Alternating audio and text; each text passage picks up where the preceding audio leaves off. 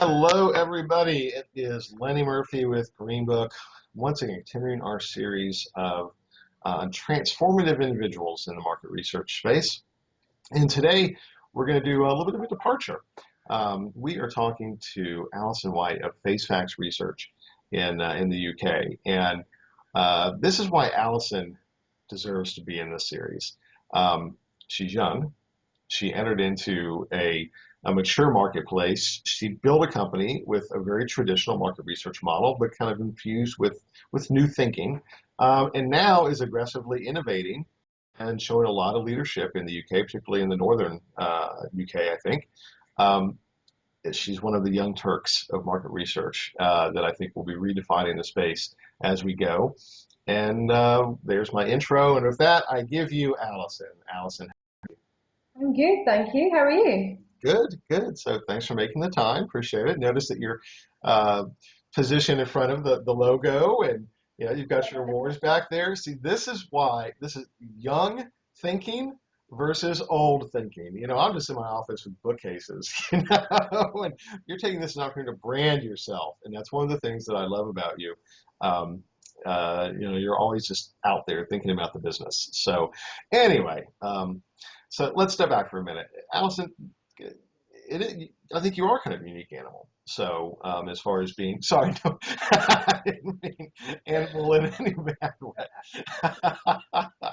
um, uh, you're one of the few folks that I know that are young in age and also, but aggressively building a business. You, Ben Smithy, Betty Adamo, there's this group of folks that are kind of the young Turks.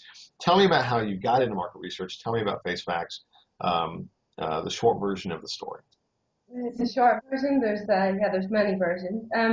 I started working as a face-to-face interviewer when I was at university studying classical opera, as you do, to put myself through university. And I worked for councils and housing associations doing door-to-door surveys. And it was a really easy way to get some spare cash around the days that I was at university. So we did housing estate surveys, all sorts of different face-to-face surveys, and sort of opened my eyes up to the world out there that wasn't the kind of university educated small town, big town environment in really rough housing estates with people with hammers in their hands running about chasing after people and police all about everywhere, and I was locked in people's houses and I was threatened and I was flashed at, and yeah, all sorts of stuff. And it was brilliant. I absolutely thrived on it, meeting all these crazy individuals. So throughout my days at university, I always did interviewing for companies like Mori and MIDK and things in Scotland. And then when I was in my last year at university, I set up a research company for the music industry, which didn't do so well because the market wasn't that great and I was a start out. So I carried on doing field work throughout university, and after I left university, I ran a small field agency in Scotland for 6 or 7 years, and then I moved to England and got a few jobs working, doing some research for the council, and then worked for a few agencies in Yorkshire, and then realised that if you want something doing properly, you have to do it yourself. So I set up Facefacts 3 years ago from the house in my bedroom, won a few clients, and then I basically got our first office, and then we started our first staff. So 3 years ago, we just turned three actually about a week ago. So we're launching all new stuff at the moment. But yeah, we built up the team and we cherry picked the best of the staff in the north from all sorts of agencies who probably don't like me very much for doing that, like Nunwood and McCallum Leighton and Swift and Optimizer. So we've selected some really good staff that now work for us and are dedicated to the cause. So yeah, we've built up over the last 3 years, and now we're up to about 12 or 13 full-time staff in the office. So yeah, I think we started on Catty and online, but now obviously we've gone through and opened up our field department and opened up all the other departments, and now we're starting to look at more kind of innovative techniques. So that is uh, But this short one, this is a much longer one. yeah. No, it's a great story. I think a lot of us kind of arrived here by accident. We get involved with research and, oh wow, I really like this. So running a field shop, I've been very public in saying that, good Lord, you couldn't pay me to run a field and tab business today. Um, so, so one, hats off to you, because it still has to be done. But what have you seen the changes in the last few years in field and tab business, and what's driving you now to explore innovation? I know you talked about doing a variety of things, eye tracking and facial scanning, et cetera, et cetera. So what's been driving that shift for you? Is it based on growth or based on client demand, or? I think that if you look online and you go to conferences, and I've been to many a conference with yourself, Lenny, over the years, um, the kind of the conversations that end clients are having and that conference speakers are having and everything around the globe is pointing to the fact that UK and Europe is kind of, well, yourself and Ray and a few other people are taking bets on how far behind we are in terms of the US, in terms of innovation and kind of moving the industry forward. And I've always been one to kind of try and step out from the crowd a little bit and kind of follow a curve before it happens. And there is a lot of talk. I mean, I've spent a lot of time in the last 12 to 18 months speaking to a lot of end clients, going to end client meetings and understanding the challenges that they face with research agencies. And there are some research agencies that are absolutely amazing. There are some that are diabolical, none of which are my clients. There are some that are just kind of coasting along doing the same methodologies and techniques and technologies and things that they used to do. And I think that the wave is happening, and back in 2003 when the online panel wave kind of happened, that completely changed the industry. The field side of things wasn't depleted. We still do a lot of field work. But the kind of shift went to online, and it kind of drove down the cost of research. And I think that I'm not saying that that wave has had its day. I'm just saying that there's a lot of our clients love online and they just do online and they want the cheapest possible. And some of them aren't really that bothered about quality. They just want it done. Some of them don't care how much they have to pay and they want a really good panel. Other people don't go to online because a lot of the stuff that they do it has to be very, very representative of the population. And obviously there's only a certain type of person on online panels. So there's a lot of talk everywhere, and I'm a great listener and learner and motivator and thinker. So I basically piece all these things together, and I realise that we need to be forging forward.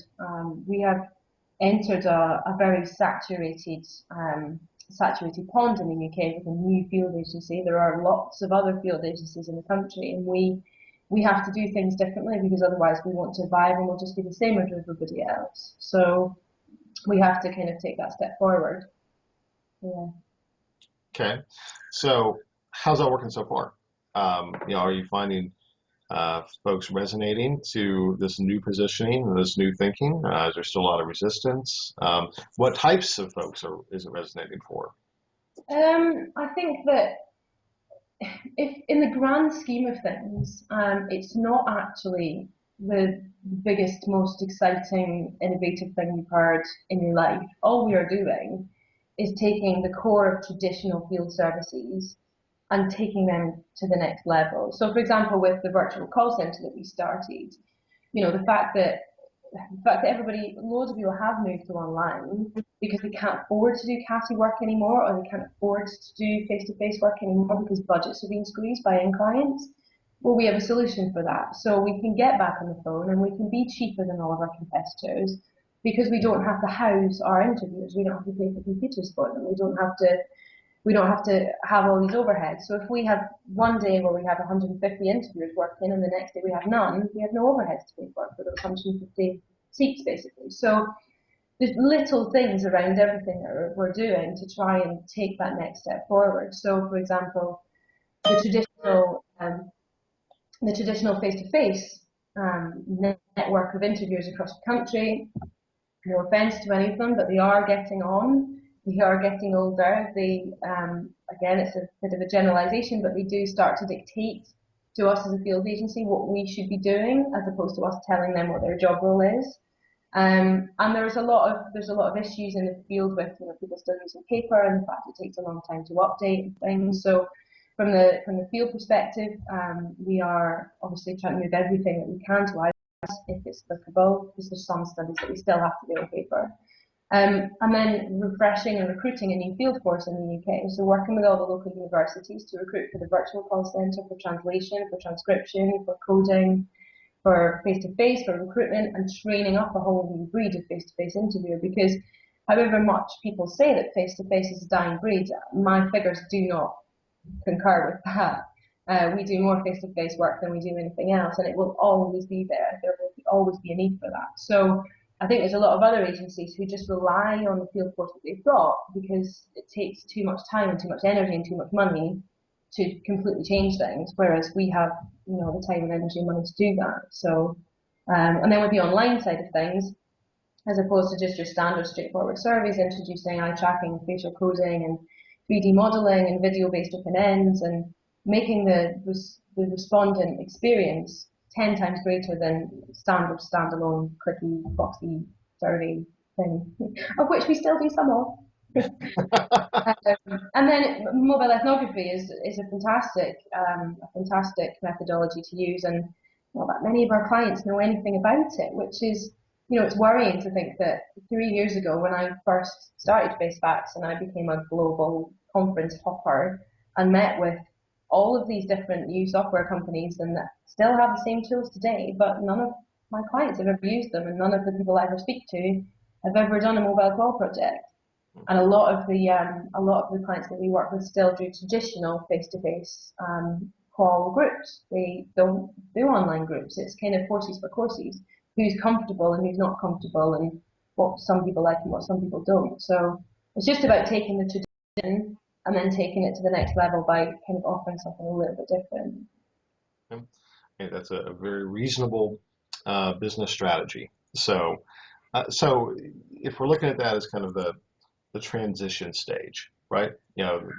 Expand the toolbox. There's still some tools that are being utilized that are are fairly standard and will continue to play a role. There's new tools coming into play, but if you look at your business 5 years out, what does that look like? What do you think Facefacts will appear to be, by 2020? Wow, that's a lot to ask. Um, Part of being a CEO, Alison. You it got is. some It planning. is. Yeah. Well, somewhere in between that, I might get married and have kids. You never know. There might be some face back babies. But for now, in 5 years' time, we've always said that we want to be the most kind of people caring, friendly, proactive, innovative field agency that the UK has ever seen. That's what we want. We want people to think field agency, face facts, end of. Going global, once we've got the business model sorted in the UK in terms of the way that the structure of the business works, the way the finances work, the way that the team members are put together, all the procedures around everything, we can replicate in New York, we can replicate in Australia, we can replicate in France. So I'm a ridiculously ambitious woman. The sky's the limit really. The one thing that I always thought, because I ran field agencies in the past before Facefacts, the one thing that I always thought was that the most difficult thing would be getting business, and the easiest thing would be running the business and the projects with it. Completely the other way around. Right. As soon as we opened the business 3 years ago, we did no marketing, no advertising, no sales. I just went and schmoozed with people like you and other people, and the work just fell in our laps, which is just fantastic. We've kind of, I think, filled a little bit of a gap in the market, which is nice. But yeah, 5 years time, I don't know, I'll be on a beach somewhere, Lenny. Oh, yeah, that we all think that. Pictures of my feet, yeah. But no, another part of the business that is a massive importance to me is ensuring that every single client, every single customer, every single staff member, every single supplier has an enjoyable experience either working with us or working for us. We're all about kind of the happy. We're all about kind of making people feel good about themselves and doing things in a way that doesn't seem like a chore. So Okay, well, that's a good place to be. Um, so how do you attract more Allisons to the industry? How do we get more people like you? Well, Lenny, Well, come I know on. you're one in a million. I get that, but set that aside. Impossible. Um, well, we started the Facefacts grad school last year because, and obviously the research mafia that we have as well, which the whole kind of purpose behind them is to try and give the research industry more sex appeal and more appeal, basically. I'm working with the MRS, and they're a very traditional organisation, and they're trying to move themselves forward in terms of their brand and their thinking. There's a lot of conferences which I've attended before, which are potentially a bit corporate. I think that I I have gone off to all of these conferences and got involved in all these different extracurricular research clubs and all sorts of different things and meeting the real people in the industry. And it's a ridiculously fun industry to be in. Every single day is a different challenge and a different task. And I think that because we're working quite closely with a lot of universities, I think that it's all about the knowledge and the education of these kids who are coming out of university, who they look at, the potential jobs that they could run after they've done a psychology or sociology degree or a marketing degree or whatever. And we need to be kind of promoting more to those people that the research industry is the best place for you. There's just such an array of different things that you can do, and you can travel, you can go global, you can do any role that you want, you can progress really, really quickly. To go from being a face-to-face interviewer to being a CEO in not a very long space of time is, anyone can do it. Anyone can. It's been challenging, but it's not been that difficult. Haha. But yeah, it's about kind of inspiring them, and I think that I mentioned on a LinkedIn post recently that I want to take the market research industry to the television. The fact that we're the last point of contact between us and the consumer, and also between us and the consumers who are potential employees of our industry, and they still think that our industry are people that phone them at their dinner to annoy them and people that they walk away from in the street. They have no idea that they can get involved in studies that will track their eye movement or wear Google glasses or download apps to their phone to get incentives.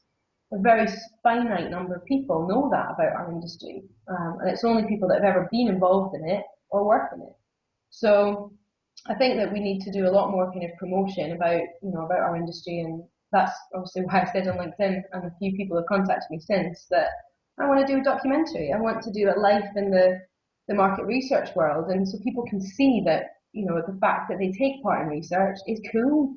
And the fact that if they take part in research wrongly, when these professional panel members come to focus groups and things, that it can have a ridiculously negative effect on a brand. So yeah, it's all about the promotion and making things exciting. So enough of the corporate. No, if anybody can pull that off, Alison, it's you. I have no doubt. Um, sorry. So we're coming up on close to 20 minutes, and so we'll kind of wrap up now.